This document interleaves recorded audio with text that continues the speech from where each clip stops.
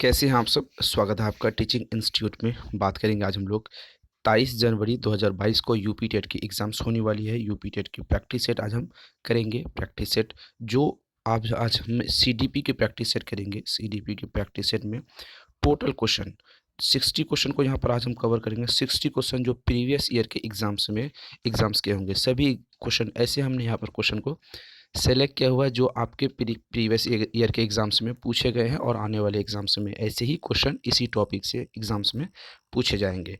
तो आपको सिलेबस भी कंप्लीट हो जाएगी, आपको एक अच्छी रिवीजन भी हो जाएगी।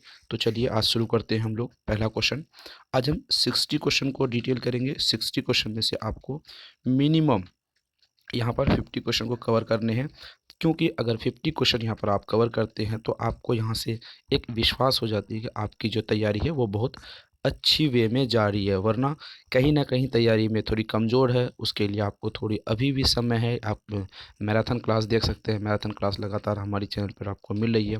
सीडीपी की मिल रही, ईवीएस के भी हमने आज आपको क्लास मिली, पहली वाली क्लास। उसके बाद अभी सीडीपी की क्लास आपको मिल रही है। फिर उसके बाद मैथ की क्लास मिलेगी, हिंदी इंग्लिश सभी की क्लास यहाँ पर टाइम टू टाइम आपको मिलती रहती है। तो चलिए आज का पहला क्वेश्चन देखते हैं। क्वेश्चन नंबर 1 है, सामान्य सामान्य संयुक्त कोशिका में गुणसूत्र के जोड़े होते हैं। 22 जोड़े, 23 जोड़े, 24 जोड़े या इनमें से कोई नहीं। है 2017 में क्वेश्चन पूछा गया है यूपी टेट पेपर फर्स्ट में। यहाँ पर सवाल आपसे पूछा गया है, सामान्यतः संयुक्त कोशिकाओं में गुणसूत्र कितने होते हैं। ये सवाल आपसे पूछा गया है। संयुक्त कोशिकाओं में गुणसूत्रों की संख्या कितनी होती है। 22 है, 23 है, उसके बाद 24 है या इनमें से कोई नहीं। क्या आपके ऑप्शंस होंगे इसे राइट आंसर, जल्दी आप बताइए। याद है आपको, हमने जब लेक्चर क्लास किया था तो सामान्यतः गुणसूत्रों की जो कोशिकाओं में गुणसूत्रों की संख्या होती है सिंगल में से 23 होती है। अगर डबल में कर देंगे मेल एंड फीमेल दोनों की तो यहाँ पर 46 आ जाते हैं। इसको 2 से मल्टीपल करते हैं, यानी 2 से मतलब होता है यहाँ पर मेल और यहाँ पर फीमेल हो जाती है। ठीक है, कॉन्सेप्ट क्लियर है। चलिए आगे की ओर हम लोग बढ़ते हैं। यह क्वेश्चन हमने प्रैक्टिस सेट में भी पहले किया था और पिछले जो क्लास की थी हमने मैराथन क्लास, उसमें भी ऐसे क्वेश्चन आए थे, ये वाले क्वेश्चन आए थे। फिर उसको हमने यहाँ पर इस क्वेश्चनों को शामिल किया है ताकि आपकी जो ऐसी इंपॉर्टेंट क्वेश्चन है ताकि आपकी जो तैयारी है और बेहतर तरीके से हो जाए। निम्नलिखित में से कौन सा सही क्रम है। अंडाणु, शुक्राणु, ब्लास्टोडिस्ट, युग्मनज। ब्लास्टोडिस्ट, अंडाणु, शुक्राणु, युग्मनज। ब्लास्टोडिस्ट, युग्मनज, अंडाणु, शुक्राणु, अंडाणु, शुक्राणु, युग्मनज, ब्लास्टोडिस्ट। यह क्वेश्चन कब पूछा गया। यह क्वेश्चन आपके 15/10/2017 में पेपर फर्स्ट यूपी टेट में आपसे ये सवाल पूछा गया है। तो यहाँ पर आपको जो सही क्रम है, सही ऑर्डर, जो राइट ऑर्डर की यहाँ पर बात हो रही है, ऑर्डर के बारे में आप यहाँ पर बताएं कि सही ऑर्डर कौन सा है, पहले कौन क्या होगी इनमें से। तो चलिए इसका राइट आंसर जल्दी बताइए, आपके हिसाब से क्या राइट आंसर यहाँ पर होने वाले हैं। लेक्चर क्लास जिन्होंने देखा है वो आराम से इस क्वेश्चन का राइट आंसर दे पाएंगे। जो अभ्यर्थी अभी भी अच्छी तरीके से अपनी तैयारी करना चाहते हैं और तैयारी में अपना बूस्ट चाहते हैं तो उसको नोट्स ले लेनी चाहिए। नोट्स के लिए मैं नंबर बता दूँ, 7634993536। आपको इस नंबर पर व्हाट्सअप करने हैं। व्हाट्सअप करके आप कंप्लीट नोट्स ले सकते हैं। तो चलिए इसका राइट आंसर बताइए, सही क्रम क्या हो जाएगा। याद रखेंगे सही क्रम के बारे में सबसे पहले अंडाणु आएगी। याद रखिए सबसे पहले अंडाणु आ जाएगी। तो अंडाणु में यहाँ पे दो चीज़ें हैं, दो है, ऑप्शन पहला है और ऑप्शन डी, मतलब लास्ट है। ऑप्शन ए है और ऑप्शन यहाँ पर डी, ये दोनों है। तो इस हिसाब से ऑप्शन नंबर बी एंड सी ये दोनों नहीं होंगे। ये लाइफ लाइन हमने चूज़ कर ली। लाइफ लाइन में हमने इसको कवर कर लिया कि दो ऑप्शंस नहीं होंगे। लेकिन क्या इन दोनों option A and option D, इन दोनों में सही क्या होंगे ये आपको यहाँ पर बताने हैं। तो देखिए पहला में क्या है, अंडाणु, शुक्राणु, ब्लास्टोडिस्ट, युग्मनज। यहाँ पर एक मिसिंग है, युग्मनज पहले आएगा, ब्लास्टोडिस्ट बाद में आएगा। तो अंडाणु शुक्राणु ये दोनों सही है, यहाँ पर सही है, ऑप्शन नंबर डी सही है। अंडाणु शुक्राणु, उसके बाद आपको मिलेगा युग्मनज, उसके बाद आपको ब्लास्टोडिस्ट। ये तीनों ये ऑर्डर में है। ऑप्शन नंबर डी जो है वो ऑर्डर में है। यहाँ पर right answer option number D हो जाएंगे। चलिए आगे की ओर हम लोग बढ़ते हैं। अधिगम क्षमता निम्नलिखित में से किसके द्वारा प्रभावित नहीं होती है। यहाँ पे नेगेटिव सेंस में क्वेश्चन आपसे पूछा है। जहाँ पर भी आपसे नेगेटिव सेंस में क्वेश्चन पूछा जाए तो वहाँ पर आपको क्या करना है, 3 ऑप्शन आपके वहाँ पर सही होंगे, 3 ऑप्शन को ढूंढ लीजिए, उसे सही कर लीजिए, या फिर एक ऑप्शन जो होंगे वो गलत हो जाएंगे, गलत वाले को ढूंढ के आप सही में टिक मार दीजिए। नेगेटिव सेंस में क्वेश्चन को हम ऐसे ही करते हैं।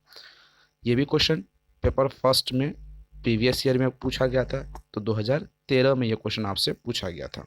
तो चलिए इसका राइट आंसर क्या होगा, आनुवांशिकता, वातावरण, प्रशिक्षण, शिक्षण, राष्ट्रीयता क्या हो जाएंगे। अधिगम क्षमता निम्नलिखित में से किससे प्रभावित नहीं होती है, जो इफेक्टेड होती है वो कौन से ऐसे हैं ऑप्शंस में जिससे नहीं होगा, ये सवाल आपसे पूछा जाता है। अधिगम के बारे में हम लोग बात करते हैं। अधिगम का मतलब होता है यहाँ पर लर्निंग, ठीक है, मतलब सीखने की यहाँ पर बात हो रही है। अधिगम का मतलब होता है सीखना, क्या हो जाएगी, सीखना।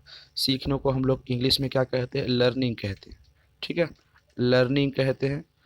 तो सबसे पहले हमने अधिगम क्षमता कैपेबिलिटी की बात यहाँ पर की गई है।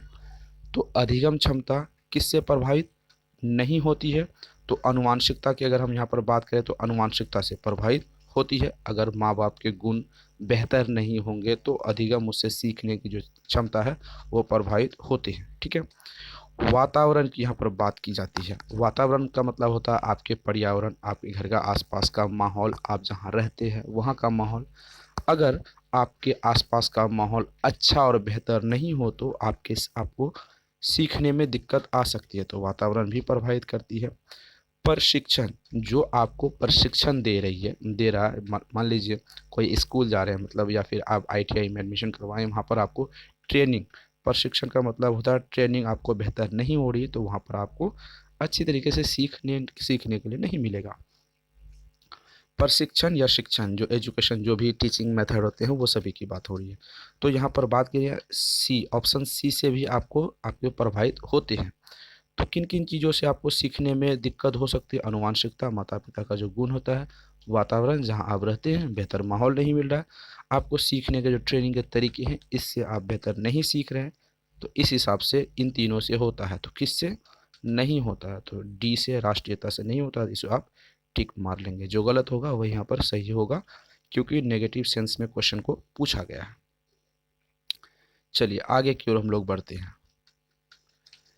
सीखने की प्रक्रिया में सीखने का स्थानांतरण हो सकता है, सकारात्मक, नकारात्मक, शून्य, ये सभी 2014 में पूछा है क्वेश्चन। तो सवाल पूछा है सीखने की प्रक्रिया में, ठीक है, लर्निंग ऑफ प्रोसेस में सीखने का स्थानांतरण जो होगा वो नेगेटिव होगा या पॉजिटिव, बस ये दोनों आपको यहाँ पर चूज करने हो, नेगेटिव होंगे या पॉजिटिव होंगे, बस ये इंपॉर्टेंट रहता है। शून्य नहीं होंगे और ये सभी भी नहीं होंगे। तो यहाँ पर आपसे सवाल पूछा है सीखने में क्या हो जाएंगी, निम्नलिखित में से सीखने की स्थानांतरण जो प्रक्रिया होगी, यहाँ पर ऑप्शन नंबर सकारात्मक भी होगा, नकारात्मक होगा।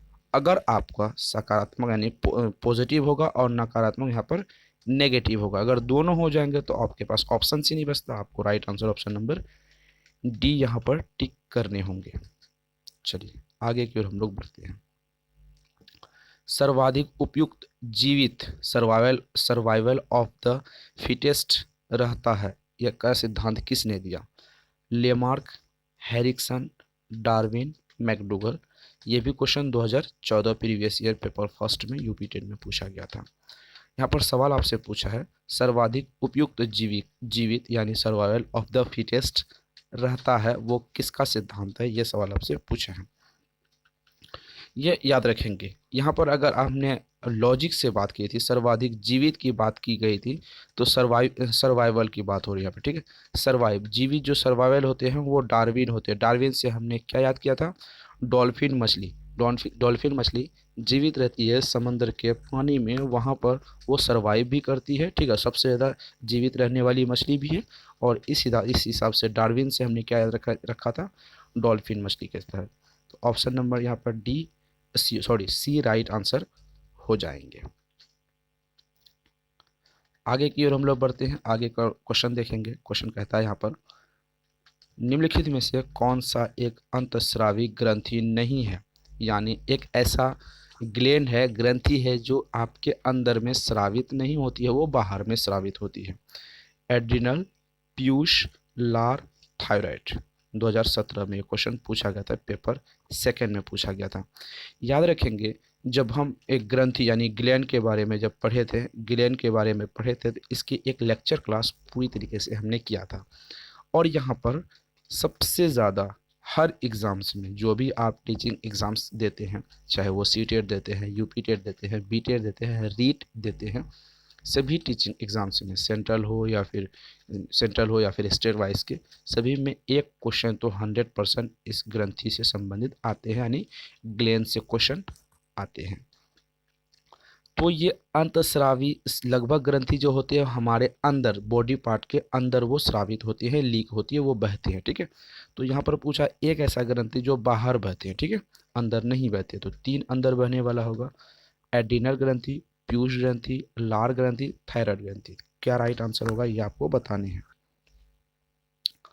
तो नेगेटिव सेंस में क्वेश्चन पूछा है, तो नेगेटिव सेंस में हम क्या करते हैं, सबसे पहले हम क्या करते हैं, 3 ऑप्शन जो सही होते हैं उनको हम ढूंढ लेते हैं, और एक जो गलत होते हैं उसके बाद वो खुद अपने आप ढूंढ के उसे हम सही कर देते हैं। 3 क्या हो जाएंगे, एड्रीनल ग्रंथि, ये हमारे शरीर के अंदर बहते हैं, पीयूष ग्रंथि, ये भी हमारे शरीर के अंदर बहते हैं, ठीक है, थायराइड ग्रंथि, ये भी हमारे शरीर के अंदर बहते हैं, ये ठीक है। तो क्या नहीं बहते, लार ग्रंथि जो होती हैं वो हमारे शरीर के अंदर नहीं बहती हैं, तो जो गलत हो जाएंगे तो वही तो यहाँ पर सही होंगे, क्योंकि नेगेटिव सेंस में क्वेश्चन पूछा है। कोई दिक्कत हो रही है आपको, बिल्कुल नहीं, कॉन्सेप्ट के आधार पे कंप्लीट करते चलेंगे। केंद्रीय तंत्रिका तंत्र में होते हैं सभी अंग, मस्तिष्क, मेरुदंड, मस्तिष्क तथा मेरुदंड। ये पेपर सेकंड में पूछा गया है, आपको पता है, यहाँ पर पेपर सेकंड होगा 2016 में। जब भी क्वेश्चन पेपर सेकंड में पूछा जाता है, चाहे वो यूपी-टेट हो, सी-टेट हो, जो भी एग्ज़ाम्स की तैयारी आप करते हैं, तो वहाँ पर आपको ज़्यादा से ज़्यादा ऐसे क्वेश्चन थोड़े टफ होते हैं। ऐसे टफ मतलब कुछ क्वेश्चन क्या होते हैं, आउट ऑफ सिलेबस, आपको लगता है तो सिलेबस में है ही नहीं, लेकिन एक्चुअली में है। सेकंड पेपर की अगर आप तैयारी करते हैं तो आपको डीप थोड़ी पढ़नी होगी, ठीक है, आपको थोड़ी डीपली पढ़नी होगी, तभी आप सेकंड पेपर को क्रैक कर पाएंगे, याद रखेंगे। चलिए, इसका राइट आंसर आपको बताने हैं, क्या होगा, केंद्रीय तंत्रिका तंत्र में क्या होते हैं। यहाँ पर right answer option number D हो जाएंगे, मस्तिष्क तथा मेरुदंड। ठीक है, समझ रहे हैं आप, केंद्रीय में क्या हो जाएंगे, मस्तिष्क तथा मेरुदंड, option number D right answer हो जाएंगे। चलिए, वालस के अनुसार सृजनात्मक चिंतन का प्रथम चरण है उद्भवन, उद्भासन, मूल्यांकन, उपक्रम। ये भी पेपर सेकंड में आएगा 2016 में, ये भी सवाल आपसे पूछा गया था। हमने कहा कि जब पेपर सेकंड आप करेंगे तैयारी, तो आपको थोड़ी डीपली तैयारी करनी होगी, क्योंकि यहाँ पर थोड़े क्वेश्चन इजी वे में नहीं आते हैं। ठीक है, तो चलिए, नंबर 9 का आपको राइट आंसर बताना है। जीवालम के अनुसार सृजनात्मक चिंतन का प्रथम चरण है वो उपकरण है, ऑप्शन नंबर क्या हो जाएगी, उपकरण, option number D right answer हो जाएंगे।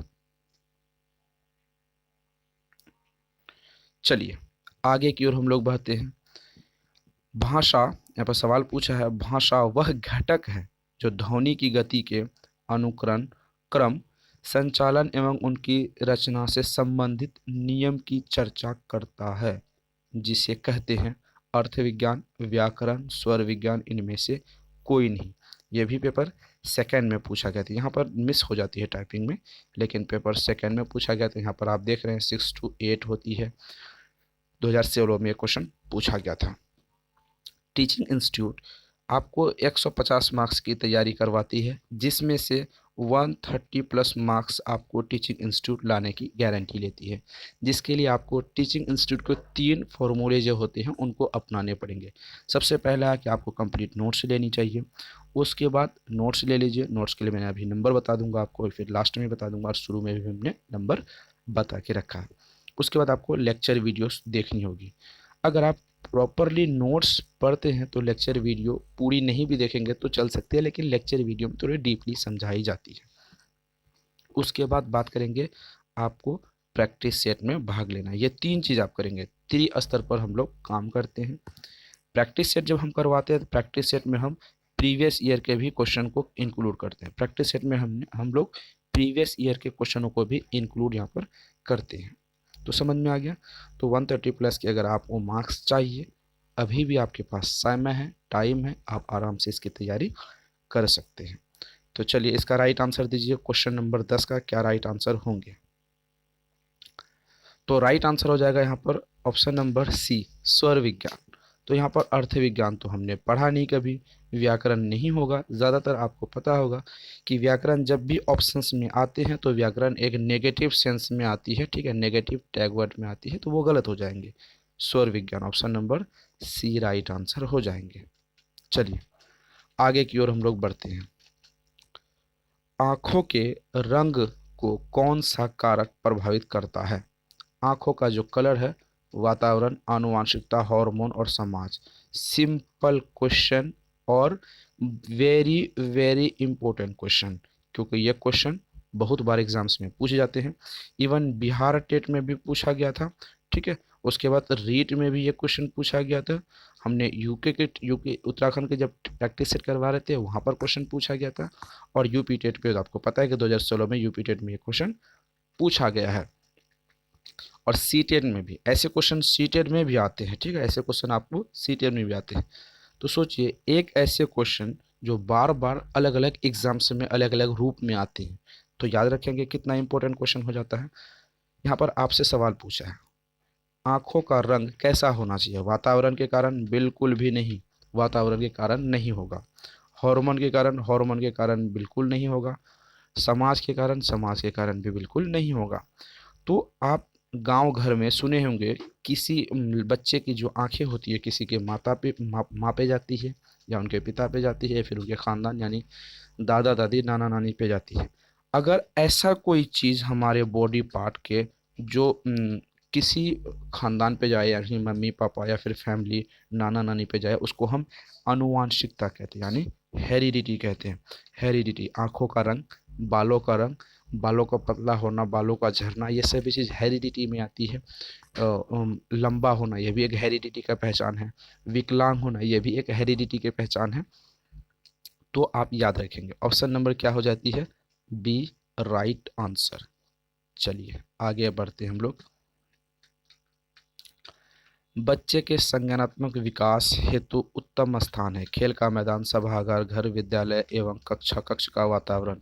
ये क्वेश्चन यहाँ पर आप देख रहे होंगे, नोटिस करेंगे, ये क्वेश्चन आपको कंफ्यूज करते हैं।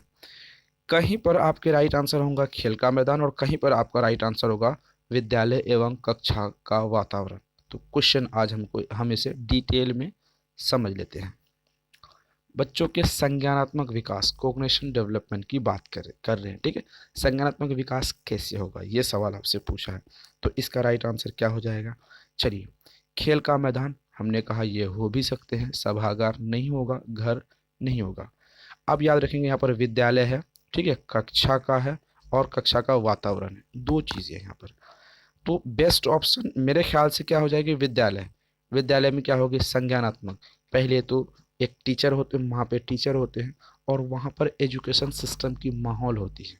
बच्चे जो बातें करते हैं वो शिक्षित अवस्था में बातें करते हैं। बच्चे जब किसी से डिस्कस करते हैं, बातें करना, डिस्कस करना, किसी बच्चे ने किसी दूसरे बच्चे के नोटबुक को पलटा के देख लेते हैं, तो उनसे भी वो कुछ सीखते हैं। कोई एक लोअर स्टैंडर्ड का बच्चा है जो फिर अपर क्लास की किताबों को खोल के देखता है, यानी बैगों का कलर देखता है, उनके पेंसिल पकड़ने के जो तरीके देखते हैं, उनके बात करने के तरीके देखते हैं, उनके बॉडी लैंग्वेज देखते हैं। स्कूल का जो कक्षा का वातावरण होता है वो बहुत कुछ सिखाती है बच्चों को, इसीलिए ऑप्शन नंबर यहाँ पर डी राइट आंसर होगा। ठीक है, कॉन्सेप्ट क्लियर है? तो चलते हैं आगे बढ़ते हैं। अगर कॉन्सेप्ट क्लियर है तो आगे बढ़ेंगे। चलिए आगे की बात करते हैं। विकास के किस काल को अत्यधिक दबाव एवं तनाव का काल कहा जाता है? याद रखेंगे, आप खुद उस काल से गुजरे होंगे, उस एज से गुजरे होंगे, उस स्तर से आप खुद गुजरे होंगे। किशोरावस्था, प्रौढ़ावस्था, मध्यावस्था, वृद्धावस्था। 2013 पेपर सेकंड ये क्वेश्चन पूछा गया है। याद रखेंगे 5 सेकेंड इस क्वेश्चन के लिए सिर्फ काफ़ी हैं, क्योंकि ऐसे क्वेश्चनों को इजी वे में आप डिटेल में डिस्कस करते हैं, बहुत ही इजी वे में। ऐसे क्वेश्चन तो आराम से कर सकते हैं।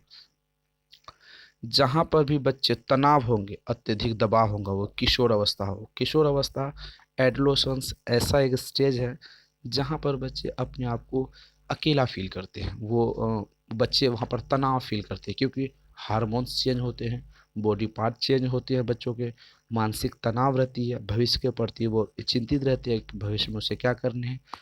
उन्हें उस एज में अच्छे निर्णय लेने होते हैं। अगर उस कहा जाता है कि एक बच्चा किशोर अवस्था में उनके निर्णय बेहतर हो गए तो उनकी पूरी जीवन सफल हो जाती है। अगर यहाँ पर कोई बच्चा मिसबिहेव करता है या फिर मिस माहौल में रहता है, गलत माहौल में रहता है, गलत माहौल में रहने के साथ अलग बिहेव करने लगता है, तो यहाँ पर वो बच्चा पूरी लाइफ कहीं कहीं ना कहीं उसकी बर्बाद हो जाती है। लेकिन ये मिथ कुछ हद तक होती है, प्रॉपर नहीं मानी जाती, याद रखेंगे।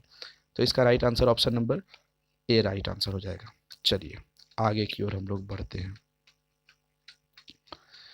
निम्नलिखित में से कौन सा कथन सही नहीं है? यहाँ पर भी नेगेटिव सेंस में क्वेश्चन, 3 सही और 1 गलत। हमें गलत वाले को ढूंढ के सही करना होगा। वंशानुक्रम, माता पिता से संतानों में गुण का संचरण होता है। सही होंगे या गलत होंगे आप बताएंगे, आपको बताना। विकास प्राणी और उसके पर्यावरण अंतःक्रिया का परिणाम है। ये सही होंगे या गलत आपको बताना है। सिंपल क्वेश्चन, ऑप्शन तो बहुत सिंपल आ रहे हैं। वंशानुक्रम व्यक्ति की जन्मजात विशेषताओं का शोधन है। माता पिता की शारीरिक और मानसिक विशेषताओं का संतान में संचारण वंशानुक्रम होता है। ये 2014 में पेपर सेकंड में। ऐसे क्वेश्चन तो पेपर सेकंड में ही आते हैं, यानी 6 to 8 में ही आते हैं। ये तार्किक वाली चिंतन है, तार्किक वाली है, यानी इसे आप लॉजिक कह सकते हैं। यानी इसे positive and negative tag word के माध्यम से भी आप इसे बेहतर तरीके से सही कर पाएंगे। चलिए इसका राइट आंसर बताइए, क्या हो जाएगा राइट आंसर इसका? सॉरी, चलिए बात करते हैं एक एक करके क्या सही हो जाएंगे। नेगेटिव सेंस में क्वेश्चन है, तो नेगेटिव सेंस में पहले 3 जो सही होंगे उन सही को हम ढूंढते हैं। हमने आपको पढ़ाया था वंशानुक्रम यानी हेरिडिटी, माता पिता से संतानों में गुण आते हैं। हमने अभी ऊपर वाले क्वेश्चनों में कहा कि आँखों का रंग माता या पिता के कारण ही बच्चों में आते हैं, तो एक गुण हुआ, ये तो भी एक गुण है। आँखों का रंग, बालों का झड़ना, शरीर की हाइट बढ़ना, शरीर की हाइट कम होना, बॉडी फिजिकल पार्ट होना, आवाज़ें मम्मी पापा के आते हैं, बहुत सारी चीज़ें आती हैं मम्मी पापा के। तो ऑप्शन नंबर ए यहाँ पर सही हो जाएगा। ठीक है, आगे की ओर हम लोग बढ़ते हैं। विकास प्राणी और उनके पर्यावरण की अंतःक्रिया है। जो विकास होती है, यहाँ पर डेवलपमेंट की बात हो रही है। ठीक है, डेवलपमेंट की बात हो रही है। डेवलपमेंट मतलब विकास। जब डेवलपमेंट विकास जिसे हम मेज़र नहीं कर सकते, बच्चों में जो विकास होती है वो किसके कारण होती है? ठीक है, प्राणी में पर्यावरण की अंतःक्रिया, जहाँ पर आप रहते हैं, अच्छे माहौल में रहेंगे, अच्छे स्कूल में रहेंगे, तो आप अच्छे ही पढ़ाई पढ़ेंगे और अच्छा चीज़ें ही सीखेंगे। तो विकास क्या होती है? आप जिस माहौल में रहेंगे, जो माहौल में आप सीखेंगे समझेंगे, उसी माहौल के आधार पर आप अंतःक्रिया करके विकास करेंगे। ऑप्शन नंबर यहाँ पर बी राइट आंसर हो जाएगा। चलिए, वंशानुक्रम व्यक्ति की जन्मजात विशेषताओं का शोधन है। यहाँ पर आपसे नेगेटिव टैग वर्ड पूछा है। शोधन का मतलब होता है उसे हरास करना। ठीक है, हरास करना, हरास करना, ठीक है, हरास करना होता है। ये नेगेटिव सेंस में आते हैं। ये आपके लिए बिल्कुल भी गलत हो जाएंगे, ये नहीं होने वाले हैं। ऑप्शन नंबर यहाँ पर आप देख रहे होंगे, ऑप्शन नंबर सी नहीं होगा। आपको पता है जो नहीं होगा वही उसी को हम टिक मार के सही कर लेते हैं। आगे देखते हैं। माता पिता की शारीरिक और मानसिक विशेषताओं का संतानों में संचरित होना वंशानुक्रम का था। माता पिता के गुण, दोष, अच्छाई, बुराई, पढ़ाई, दिमाग, तेज बुद्धि, मंद बुद्धि, सभी चीज़ें माता पिता से ही बच्चों में अनुवांशिकता के रास्ते किसी बच्चों में आती हैं। ऑप्शन नंबर डी सही हो जाएंगे। तो ऑप्शन ए, ऑप्शन यहाँ पे देख रहे होंगे, ऑप्शन ए यहाँ पर सही हो जाएंगे, ऑप्शन बी सही हो जाएंगे, ऑप्शन डी सही हो जाएंगे। तो ऑप्शन नंबर सी नहीं होंगे, तो ऑप्शन नंबर जो सी नहीं होगा उसी को हम यहाँ पर राइट आंसर टिक कर लेंगे। ठीक है, आगे की ओर बढ़ते हैं। मनुष्य की बुद्धि आगे की पीढ़ियों में संक्रमित होती है। डैश का कार्य इस जन्मजात योग्यता के विकास के लिए उपयुक्त परिस्थितियों का निर्माण करते हैं। क्षेत्र, मौसम, वातावरण, जलवायु। ये 2014 में क्वेश्चन पूछा गया था। पेपर सेकंड की यहाँ पर भी बात हो रही है। हम आज तक जितने भी लेक्चर क्लास आपको करवाएं, सीडीपी में क्षेत्र कम ही आते हैं। मौसम सीडीपी का मौसम सीडीपी का है ही नेगेटिव टैग वर्ड है, क्योंकि अगर मौसम की बात करें तो ये अगर ईवीएस रहती यहाँ पर तो यहाँ पर मौसम हो जाता। जलवायु की बात करें तो ईवीएस रहता तो वहाँ पर हो जाता, लेकिन ये भी नहीं होगा क्योंकि हम क्या पढ़ रहे हैं, हम सीडीपी पढ़ रहे हैं। सीडीपी पढ़ रहे हैं, बाल विकास यानी चाइल्ड डेवलपमेंट पढ़ रहे हैं। तो यहाँ पर क्षेत्र हो सकता है, मौसम नहीं होगा, जलवायु नहीं होगा, यहाँ पर वातावरण होगा। ठीक है, कौन सा होगा? Option number C is the right answer. आगे की ओर हम लोग बढ़े।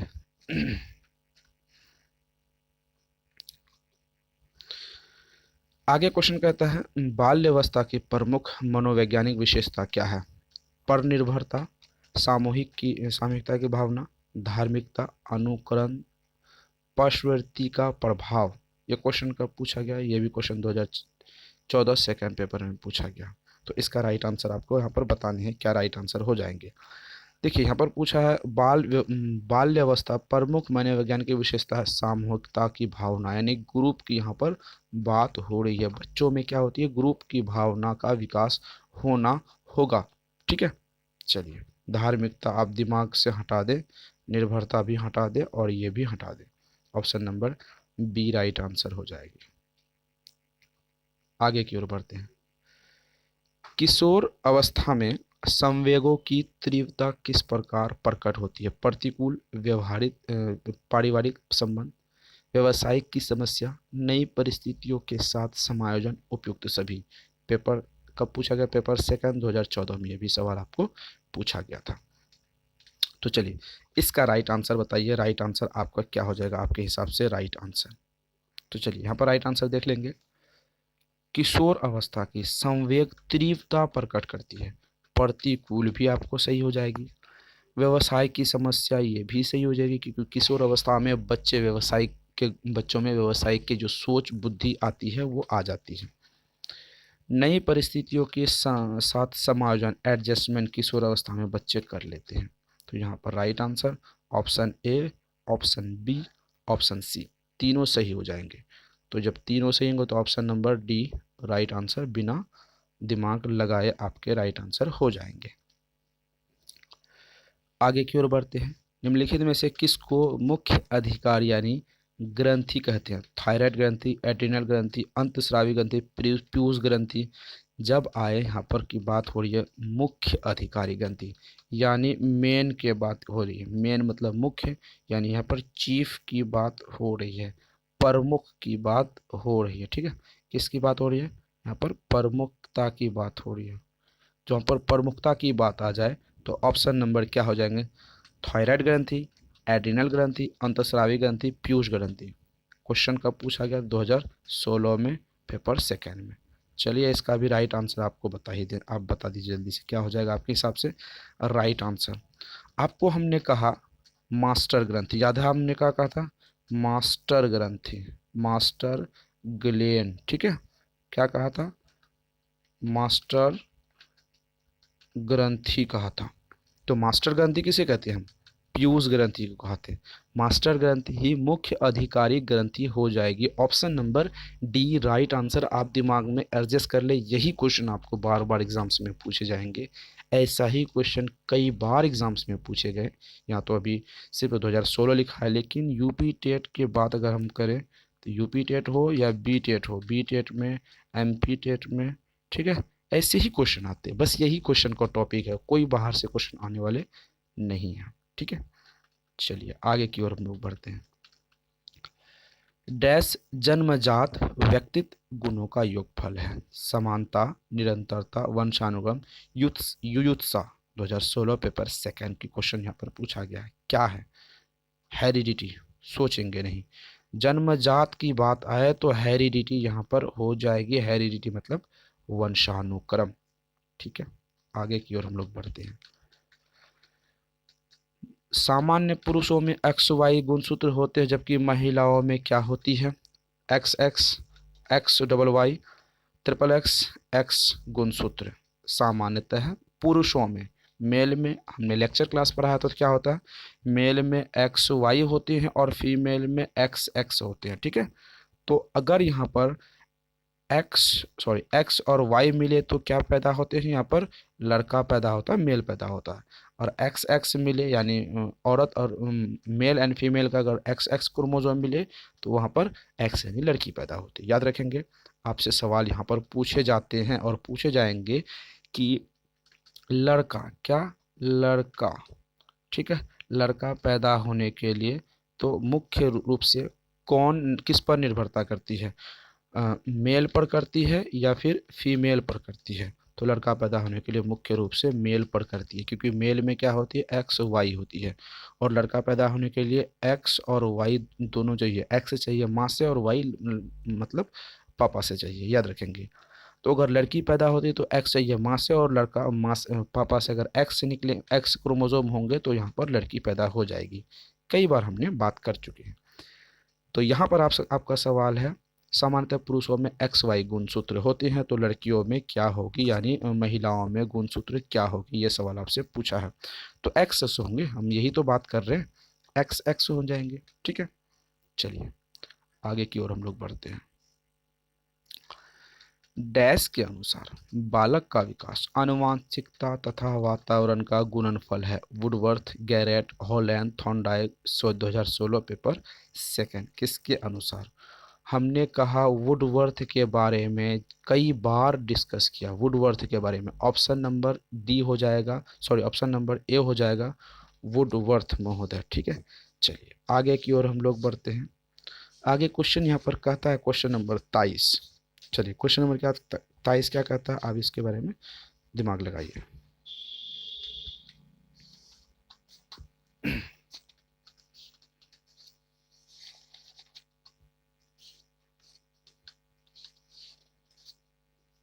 चलिए क्वेश्चन नंबर 23 हम लोग पढ़ेंगे। क्वेश्चन नंबर 23 कहता है कोहलर निम्न में से किससे संबंधित हैं?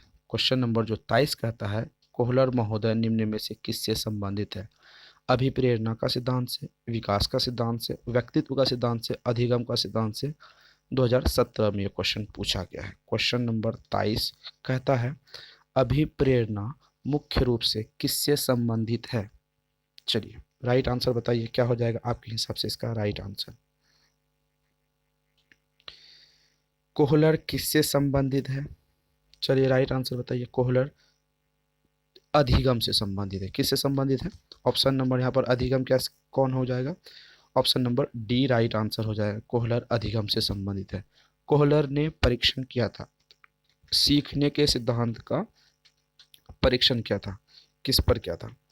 चिंपैंजी पर किया था। याद रखेंगे, सवाल आपसे पूछा जाएगा चिंपैंजी पर किसने परीक्षण किया था? कोहलर महोदय ने किया था।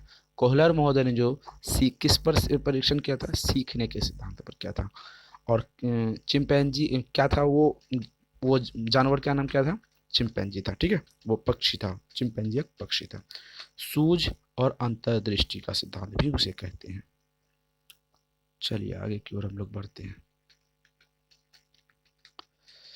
निम्न में से कौन शेष से भिन्न है? अधिगम के लिए अधिगम का सिद्धांत, समन्वय अवयव का सिद्धांत, ड्राइवर रिएक्शन सिद्धांत, सामान्यीकरण का सिद्धांत। ये 2017 में क्वेश्चन पूछा गया है। किससे कौन सा भिन्न है, सबसे अलग भिन्न कौन है?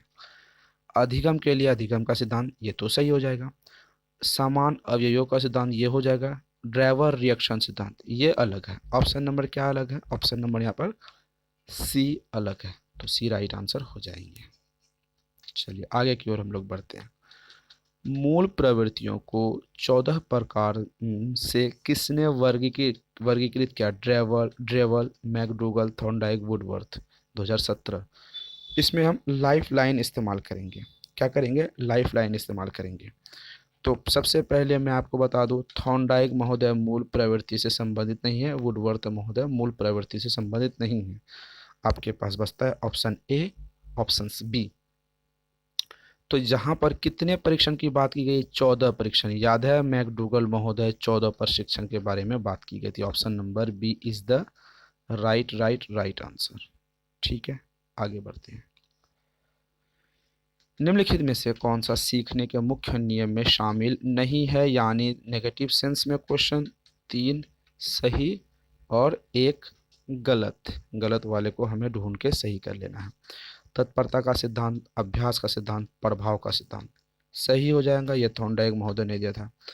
तत्परता का सिद्धांत, प्रभाव का अभ्यास का सिद्धांत और प्रभाव का सिद्धांत, ये सही हो जाएगा। Option A B D. तो ये गलत हो जाएगा। ऑप्शन नंबर क्या हो जाएगा? ये गलत। जो गलत होगा उसी को हम सही करेंगे। निम्नलिखित में से कौन सा युग्म सही नहीं है? यहाँ पर भी नेगेटिव वाले क्वेश्चन। 3 यहाँ पर भी सही हो जाएंगे, 1 गलत हो जाएंगे। गलत वाले को ढूंढ लीजिए आप। थॉर्नडाइक का उद्दीपक अनुक्रिया सिद्धांत, सीखने का उद्दीपक अनुक्रिया सिद्धांत थॉर्नडाइक दिया था। सीखने का क्रिया प्रस्तुत सिद्धांत और बीएफ स्किनर ने दिया था। चलिए, इजी क्वेश्चन है। सीखने का क्लासिकल सिद्धांत पावलोव ने दिया था। सीखने का समग्र सिद्धांत हल ने दिया था। यहाँ पर तो हमें लगता है कि आप ज़्यादा टाइम नहीं गवाएंगे और इजी वे में तुरंत आंसर दे पाएंगे। ठीक है, चलिए राइट आंसर बताइए। कौन सही नहीं है?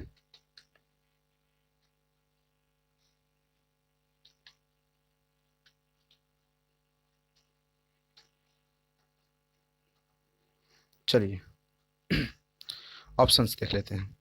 यहाँ पर बात करेंगे सीखने का उद्दीपक अनुक्रिया सिद्धांत थॉर्नडाइक ने महोदय दिया था, सही हो जाएगा। सीखने का क्रिया प्रस्तुत अनुबंधन सिद्धांत स्किनर ने दिया था, ये भी सही हो जाएगा। अगर बात करें क्लासिकल थ्योरी, किसने दिया थी? पावलोव महोदय ने दिया था। सीखने का समग्र सिद्धांत ये हल ने नहीं दिया था, ये दर्शन महोदय ने दिया था। शिक्षा का दर्शन महोदय ने दिया था। तो क्या गलत हो जाएंगे? ऑप्शन नंबर डी गलत। जो गलत उसी को हम सही मान के आगे बढ़ेंगे। चलिए, पियाजे मुख्य रूप से किसके अध्ययन के लिए जाने जाते हैं? भाषा विकास, यौन विकास, संज्ञानात्मक विकास, सामाजिक विकास, संज्ञानात्मक विकास, यौन विकास, भाषा विकास। किसके लिए जीन पियाजे माने जाते हैं? Gene Piggott. भाषा विकास नॉम चोमेस्की के बारे में आए तो भाषा विकास आ जाता है। सामाजिक विकास आए तो किसके बारे में? आप कमेंट सेक्शन में बताइएगा, हमने आपको पढ़ा के रखा। प्याजे मुख्य रूप से किसके लिए जाने जाते हैं प्याजे महोदय? यहाँ पे सिंपल क्वेश्चन है भैया, ऐसे क्वेश्चनों को तो आप इजी में कर लेंगे। बस 1 सेकंड, हम 5 सेकंड भी यहाँ पर नहीं बोलेंगे। संज्ञानात्मक विकास प्याजे मुख्य रूप से संबंधित है। ठीक है, आगे की ओर हम लोग बढ़ते हैं। जब मानव शरीर के एक भाग का दिए गए प्रशिक्षण का अंतराल दूसरे भागों में हो जाता है तो इसे कहते हैं उर्ध्वधन, क्षैतिज आंतरण, पार्श्व आंतरण, इनमें से कोई नहीं। किसे क्या कहते हैं? इसे राइट आंसर बताइए।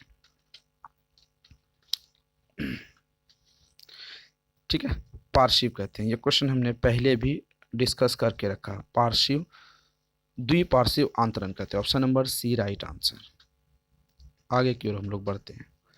क्रिया प्रस्तुत अनुबंधन सिद्धांत प्रतिपादक थे। अभी तो हमने ऊपर में क्वेश्चन को किया, क्रिया प्रस्तुत अनुबंधन का सिद्धांत किसने दिया था? याद है, हमने थॉर्नडाइक के बारे में बात किया, बीएफ स्किनर के बारे में बात किया, हमने पावलोव के बारे में बात किया, हमने दर्शन के बारे में बात किया, हमने हल के बारे में बात किया। तो यहाँ पर क्रिया प्रस्तुत अनुबंधन के सिद्धांत क्या है? Pavlov, Skinner, Thorndike, Kohler, 2016 paper first. Easy question और 5 सेकेंड मात्र, only on 5 second. B F Skinner आपको व्हाट्सएप ग्रुप या कमेंट सेक्शन में बताने हैं बी एफ का फुल फॉर्म क्या होगा, याद रखेंगे। निम्नलिखित में से कौन सा सीखने का नियम नहीं है? यहाँ पर वही क्वेश्चन आता है, बारी बारी से अलग अलग टाइप से वही क्वेश्चन आता है। क्वेश्चन कब पूछा गया? तो ये भी क्वेश्चन 2016 में पूछा गया है। तो सीखने का सिद्धांत नहीं है या नियम सिद्धांत जो बोल दो नहीं है तो 3 सही हो जाएंगे और 1 गलत। गलत वाले को ढूंढ के टिक मार देना है, ज़्यादा सोचने की ज़रूरत नहीं है। तत्परता का नियम, तनाव का नियम, प्रभाव का नियम, अभ्यास का नियम। तो इनमें हमने थॉर्नडाइक का जो नियम पढ़ा था, तत्परता का नियम, प्रभाव का नियम और अभ्यास का नियम, तीनों तो नियम हमने पढ़ा, लेकिन कौन सा नियम नहीं पढ़ा? कौन सा नियम नहीं पढ़ा? तो तनाव का नियम हमने नहीं पढ़ा। जो गलत हो जाएगा उसी को हम टिक मार के सही कर लेंगे। Option number B right answer हो जाएंगे। चलिए आगे की हम लोग बात करते हैं, आगे देखते हैं क्वेश्चन।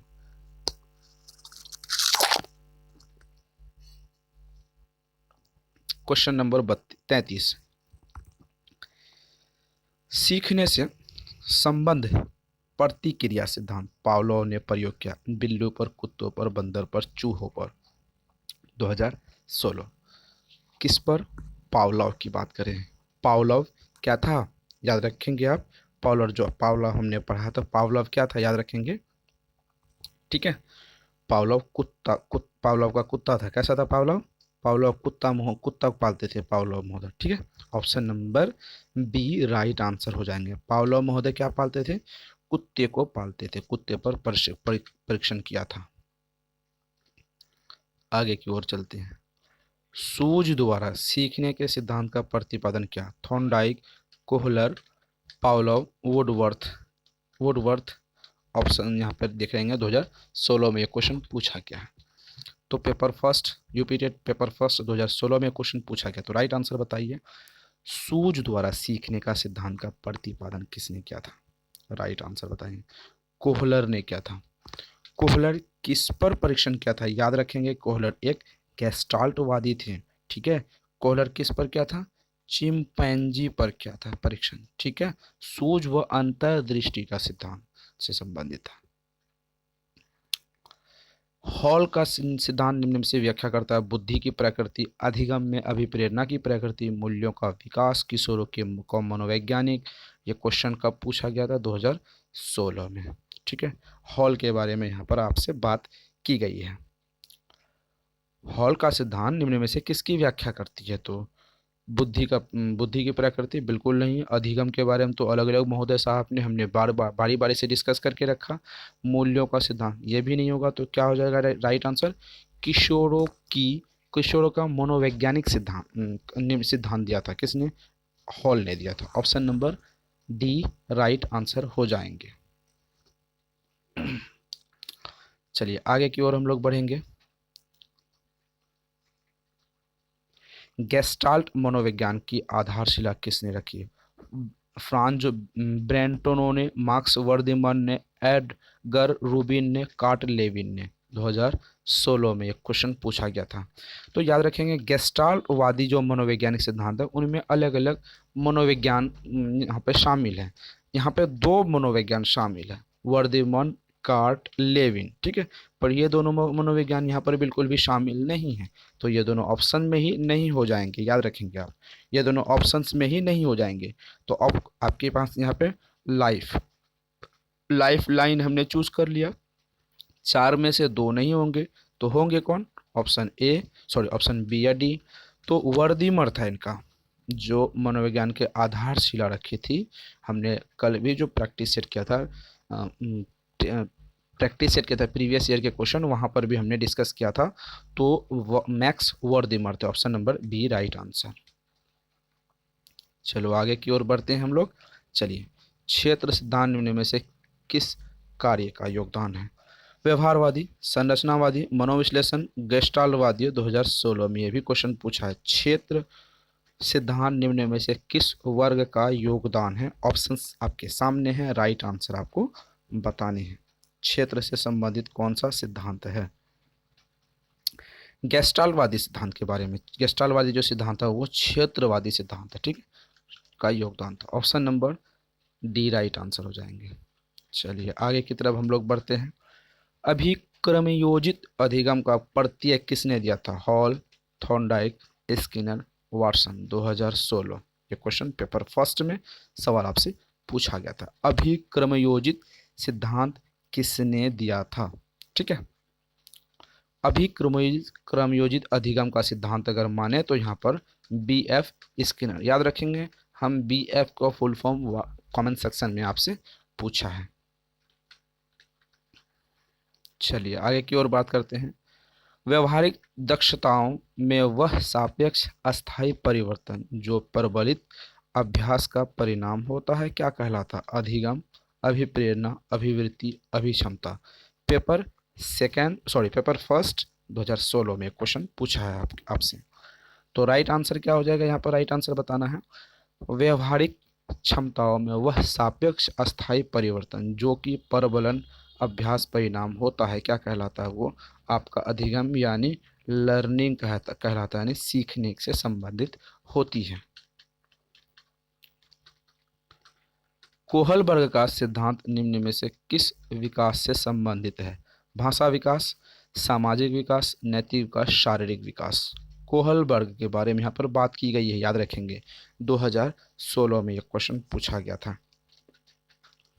ठीक है, कोहलबर्ग की बात करिए, कोहलर नहीं है, कोहलबर्ग की बात करें तो यहाँ पर नैतिकता, मोरालिटी की बात हुई है। ठीक है, मोरालिटी की बात हो रही है, मोरालिटी की यहाँ पर बात की गई है। तो ठीक है, सामाजिक तो अलग हो जाएगा, भाषा विकास तो नॉम चॉम्स्की, शारीरिक तो स्किनर साहब आ जाएंगे। चलिए आगे की ओर हम लोग बात करते हैं।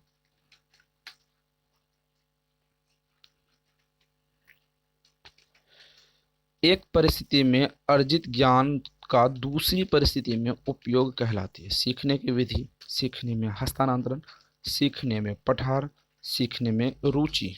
ठीक है, ये भी 2016 में क्वेश्चन ये भी पूछा गया आपसे। तो सवाल पूछा आपसे कि एक परिस्थिति में अर्जित ज्ञान दूसरी परिस्थिति में उपयोग कहलाती है। क्या हो जाएगा? हस्तांतरण, पठर, रुचि, विधियाँ क्या हो जाएगी? राइट आंसर बताइए। देखिए, एक जगह से कोई चीज़ें दूसरी जगह अगर चली जाती है तो उसका घिसक के तो उसे हस्तांतरण कहते हैं। ठीक है, हस्तांतरण। Option number B right answer हो जाएंगे। अनुभव द्वारा व्यवहार में परिवर्तन कहलाता है स्मृति, सीखना, प्रेरणा, चिंतन। 2016 का राइट आंसर हो जाएगा, बताएंगे। अनुभव द्वारा व्यवहार में परिवर्तन, वुडवर्थ महोदय ने कहा था जब आप कोई चीज़ सीखते हैं तो मतलब आपके व्यवहार में परिवर्तन होता है। क्या करते हैं? सीखते हैं। क्या हो जाएगी? सीखना, लर्निंग। ठीक है, लर्निंग हो जाएगी। ठीक है, जब आप कोई चीज़ सीखते हैं तो उस हिसाब से आपके व्यवहारों में परिवर्तन होती है। जब आपके व्यवहारों में परिवर्तन होती है तभी आपको पूर्ण तरीके से सीखा हुआ माना जाता है। तो व्यवहारों में परिवर्तन हो जाएगा ऑप्शन नंबर सीखने से। Option number B right answer हो जाने हैं। अंतर्दृष्टि सूझ द्वारा दिए किस सीखने के सिद्धांत कोहलर ने प्रयोग किया? कोहलर किस पर प्रयोग किया था? कुत्तों पर, वनमानुषों पर, बिल्ली पर, चूहों पर। राइट आंसर बताइए, आपके हिसाब से राइट आंसर क्या हो जाएगा? देखिए, कोहलर क्या था? एक गेस्टाल्टवादी मनोवैज्ञानिक था। ठीक है, गेस्टाल्टवादी कौन था? मनोवैज्ञानिक था कोहलर। तो कोहलर ने किस पर क्या था? वन मानुषों पर, सुल्तान नामक, किस पर? सुल्तान नामक। ठीक है, सुल्तान नामक वन मानुषों पर उन्होंने परीक्षण किया था। Option number B right answer हो जाएंगे। कोई दिक्कत? कॉन्सेप्ट समझ आ रही है? चलिए आगे की ओर हम लोग बढ़ते हैं। प्रेक्षणात्मक अधिगम संप्रत्यय कॉन्सेप्ट्स द्वारा डैश द्वारा दिया गया था। Tall man, बैंडूरा, Thorndike, Kohler. 2016 में यह भी क्वेश्चन आपसे पूछा गया था। प्रेक्षणात्मक किसके द्वारा दिया गया है, ये सवाल आपसे पूछा गया है। तो एल्बर्ट बैंडूरा। ऑप्शन नंबर क्या हो जाएगी यहाँ पर right answer? Albert Bandura. Right answer क्या हो जाएगी? प्रेक्षणात्मक व्यवहार अधिगम का सिद्धांत एल्बर्ट बैंडूरा के द्वारा दिया गया था।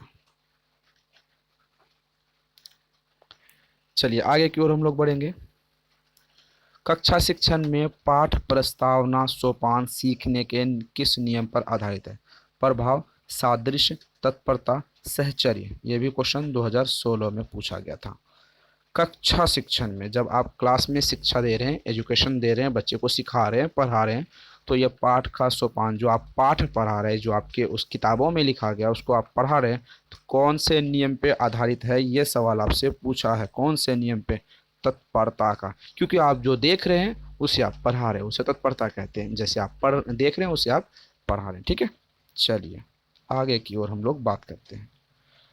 अधिगम में डैश ने प्रभाव का नियम दिया। Pavlov, Skinner, Watson, Thorndike. 16 प्रभाव का नियम पूछा है। थॉर्नडाइक महोदय से ज़्यादा कुछ होने वाला है क्या?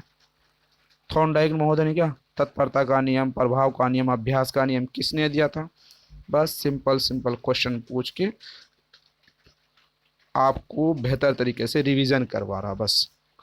कोहलबर्ग के अनुसार किस अवस्था में नैतिकता वाम बाह्य कारकों के निर्धारित होती है? पूर्व पारंपरिक अवस्था, पारंपरिक अवस्था, पश्चात पारंपरिक अवस्था, उपयुक्त में से कोई नहीं। 2016 में कुछ क्वेश्चन पूछा गया था। कोहलर ने कहा था, कोहलर के अनुसार कि बच्चों में नैतिकता का जो बाह्य नैतिकता है उनका कौन से स्तर पे, कौन से स्टेजेस पे आ जाती है, यह सवाल आपसे पूछा है। लॉरेंस कोहलबर्गन ने पूर्व पारंपरिक अवस्था में कहा था बच्चों में मोरालिटी डेवलप हो जाती है। ठीक है, option number A right answer हो जाएंगे। व्यवहारवादी डैश ने कहा कि मुझे नवजात शिशु दे दो, मैं उसे वकील, डॉक्टर, चोर, चाहे चूहा जो भी बना सकता हूँ। Freeman, Newman, Watson, Holzinger. किसने कहा था? वाटसन महोदय ने कहा कि मुझे एक बच्चा दे दीजिए, मैं छोटा बच्चा, शिशु, नवजात शिशु दे दीजिए। ठीक है, नवजात शिशु की बात की, वो लड़का या फिर बालावस्था की बात नहीं की गई है। मुझे एक नवजात शिशु दे दीजिए, मैं उसे वकील बना दूंगा, मैं उसे डॉक्टर बना दूंगा, साइंटिस्ट बना दूंगा, मैं उसे क्रिकेटर बना दूंगा, मैं उसे सिंगर बना दूंगा, मैं उसे एक्टर बना दूंगा, मैं उसे जो भी चाहे चाहे बना सकता हूँ। क्या देकर? माहौल देकर। ठीक है, आपके माहौल, यहाँ पे बात हो रही है माहौल यानी वातावरण, इन्वायरमेंट, आसपास के वातावरण को चेंज करके उसे देकर। ठीक है, SOR किसके द्वारा प्रस्तावित किए गए थे? वाटसन, कोफका, कोहलर, गेस्टाल्टवादी महोदय। 2016 में क्वेश्चन पूछा गया था। ठीक है, SOR थ्योरी किसके द्वारा दिया गया है, यह सवाल आपसे पूछा गया, इसका राइट आंसर आपको बतानी है। SOR थ्योरी किसने दिया था? वाटसन महोदय ने। ज़्यादा सोचने वाली बात इसमें नहीं है, SOR थ्योरी वाटसन महोदय ने दिया था। चलिए आगे की ओर हम लोग बढ़ेंगे। संज्ञानात्मक विकास के 4 चरण: संवेदी पेशी अवस्था, पूर्व संक्रियात्मक अवस्था, स्थूल संक्रियात्मक अवस्था और औपचारिक संक्रियात्मक अवस्था की पहचान किसने की थी? होलगाट, स्टॉक द्वारा, हरलॉक द्वारा, पियाजे द्वारा। भैया ये क्वेश्चन 2013 में पूछा था और ये क्वेश्चन आपको 1 सेकंड में, 5 सेकंड नहीं दूंगा मैं ऐसे क्वेश्चनों के लिए। ऐसे क्वेश्चनों के लिए जिन पियाजे महोदय, क्योंकि जब भी हमने CDP की लेक्चर क्लास, जब भी हमने CDP की लेक्चर क्लास पढ़ी तो सबसे ज़्यादा पियाजे महोदय के बारे में पढ़ी, क्योंकि इससे ज़्यादा क्वेश्चन एग्जाम्स में आते हैं, भर भर के इससे क्वेश्चन आते हैं एग्जाम्स में, इसीलिए हमने इसके बारे में ज़्यादातर पढ़ के रखा है। चलिए, किस अधिगम मनोवैज्ञानिक ने बाल अधिगम विकास के पुरस्कार को महत्व नहीं दिया? थॉर्नडाइक। ये क्वेश्चन थोड़ी अलग है। पावलोव, स्किनर, गुत्थी ने। किसने अधिगम के विकास में पुरस्कार को महत्व नहीं दिया? क्योंकि उसका मानना था पुरस्कार के द्वारा बच्चों में खुशी की भावना तो होती है, बच्चे उससे मोटिवेट होते हैं, लेकिन कुछ क्षणों के लिए, और मोटिवेट होते होते वो दूसरी लाइन पकड़ लेते हैं, मतलब लाइन से भटक जाते हैं, उसका यह कहना था। तो राइट आंसर बताइए। गुत्थी ने कहा था। ऑप्शन नंबर क्या हो जाएगा right answer? Option number D, गुत्थी ने कहा था, इसीलिए तो वो अलग है। सीखने का प्राथमिक मूलभूत नियम सिद्धांत है: अभ्यास, कार्य से, परिणाम की अपेक्षा से, प्रशंसा से, तत्परता से। 2016 में ये भी क्वेश्चन आपसे पूछा गया है। ठीक है, सीखने का प्राथमिक मूलभूत सिद्धांत निम्नलिखित किससे संबंधित है? यह सवाल आपसे पूछा गया है, तो राइट आंसर बताइए। यह सवाल आपसे पूछा गया तो आपके हिसाब से राइट आंसर क्या हो जाएगा? तत्परता से, थॉर्नडाइक द्वारा। ठीक है, थॉर्नडाइक द्वारा दिया गया जो सिद्धांत है वो तत्परता का सिद्धांत है, इससे। ठीक है, आगे की ओर हम लोग बढ़ते हैं। सीखने की प्रक्रिया में प्रभावित करने वाले कारक: अनुकरण, प्रशंसा एवं निंदा, प्रतियोगिता, ये सभी 2013 में क्वेश्चन पूछा गया था। सीखने की प्रक्रिया को प्रभावित करने वाले कौन कौन से कारक हैं? सिंपल क्वेश्चन हो गए। जब आप सीख रहे हैं उसकी प्रतिक्रिया को अनुकरण, जो आप देख के सीखते हैं, मतलब अगर आप गलत चीज़ें देखते हैं तो गलत सीखेंगे। प्रशंसा एवं निंदा, कोई आपकी तारीफ कर दे तो आप उससे और बेहतर तरीके से सीखते हैं, कोई निंदा कर दे तो आपके सीखने में दिक्कत आ जाती है, या फिर निंदा के बाद कोई बच्चे निंदा के बाद अच्छी तरीके से सीखते हैं।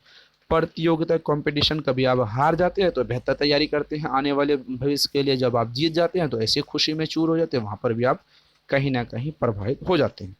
ऑप्शन ए, बी, सी। तो ऑप्शन राइट आंसर क्या हो जाएगा? Option number D is the right answer. कक्षा में अनुशासन बनाए रखने के लिए सर्वाधिक उपयुक्त उपाय है। अनुशासनहीन छात्रों को कक्षा से बाहर कर देना, शिक्षण को रोचक एवं व्यवहारिक बनाना, ठीक है, छात्रों के अभिभावक को सूचित करना, अनुशासनहीन छात्रों को विशिष्ट सुविधा प्रदान करना। 2013 में एक क्वेश्चन पूछा गया था, ये पैडागोजी का सेक्शन है। पैडागोजी का सेक्शन आप नेगेटिव टैग वर्ड और पॉजिटिव टैग वर्ड के माध्यम से इसे सही कर सकते हैं। राइट आंसर बताइए, क्या राइट आंसर हो जाएंगे? सवाल पूछा है, कक्षा में अनुशासन बनाए रखने के लिए आप क्या करेंगे? छात्रों को बाहर नहीं कर सकते, शिक्षण कौशल बेहतर बनाएंगे ताकि आप बच्चे व्यवहारिक रूप से अच्छी तरीके से सीख सके। Option number B is the right answer. विकास एक सही संबंध परिपक्वता से है जो उद्दीपक से है। परिवर्तन, प्रतिक्रिया, प्रयास, परिणाम। यह 2013 में क्वेश्चन पूछा गया था। राइट आंसर बताइए, क्या राइट आंसर हो जाएगा इसका? तो इसका राइट आंसर हो जाएगा ऑप्शन नंबर बी, प्रतिक्रिया। ऑप्शन नंबर क्या हो जाएगा राइट आंसर? बी, प्रतिक्रिया। चलिए आगे की ओर हम लोग बढ़ते हैं। पियाजे मुख्य रूप से डैश के क्षेत्र में योगदान के लिए माने जाते हैं। भाषा विकास, ज्ञानात्मक विकास, नैतिक विकास, सामाजिक विकास। ठीक है, चलिए 2013 में ये भी क्वेश्चन पूछा गया था। पियाजे मुख्य रूप से किसके क्षेत्र में माने जाते हैं?